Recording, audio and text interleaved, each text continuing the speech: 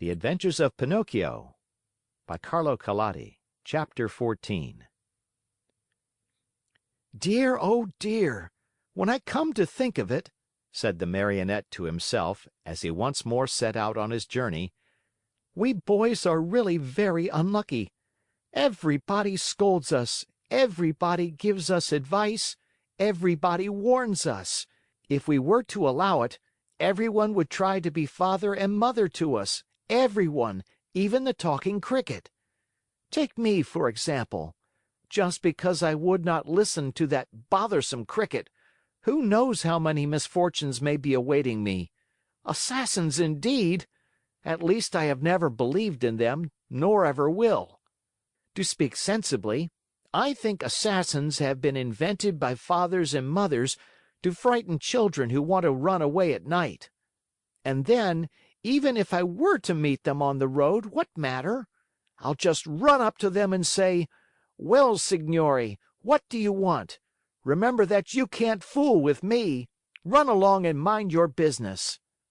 At such a speech, I can almost see those poor fellows running like the wind. But in case they don't run away, I can always run myself."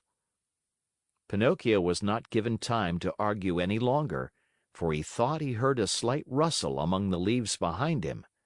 He turned to look, and behold!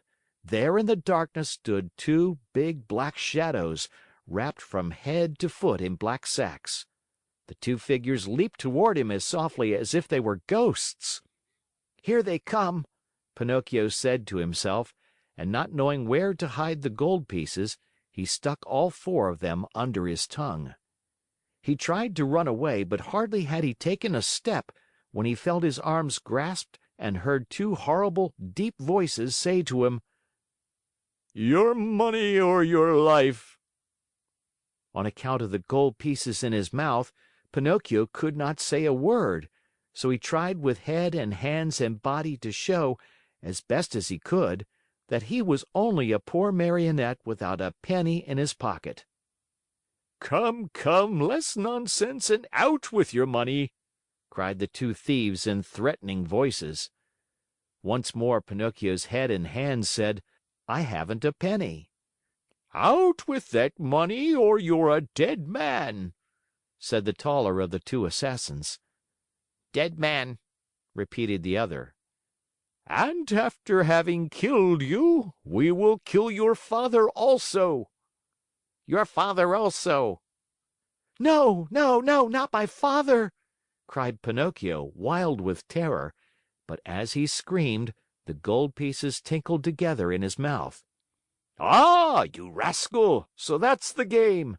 You have the money hidden under your tongue. Out with it!"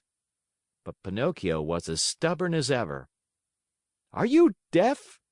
Wait, young man, we'll get it from you in a twinkling." One of them grabbed the Marionette by the nose and the other by the chin, and they pulled him unmercifully from side to side in order to make him open his mouth. All was of no use. The Marionette's lips might have been nailed together. They would not open. In desperation, the smaller of the two assassins pulled out a long knife from his pocket and tried to pry Pinocchio's mouth open with it. Quick as a flash, the Marionette sank his teeth deep into the assassin's hand, bit it off, and spat it out. Fancy his surprise when he saw that it was not a hand, but a cat's paw.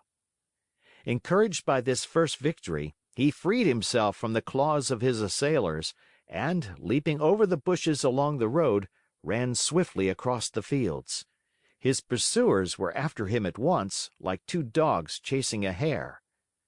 After running 7 miles or so, Pinocchio was well nigh exhausted. Seeing himself lost, he climbed up a giant pine tree and sat there to see what he could see. The assassins tried to climb also, but they slipped and fell. Far from giving up the chase, this only spurred them on. They gathered a bundle of wood, piled it up at the foot of the pine, and set fire to it. In a twinkling, the tree began to sputter and burn like a candle blown by the wind. Pinocchio saw the flames climb higher and higher. Not wishing to end his days as a roasted Marionette, He jumped quickly to the ground and off he went, the Assassins close to him, as before. Dawn was breaking when, without any warning whatsoever, Pinocchio found his path barred by a deep pool full of water the color of muddy coffee. What was there to do? With a "One, two, three!" he jumped clear across it. The Assassins jumped also, but not having measured their distance well, splash!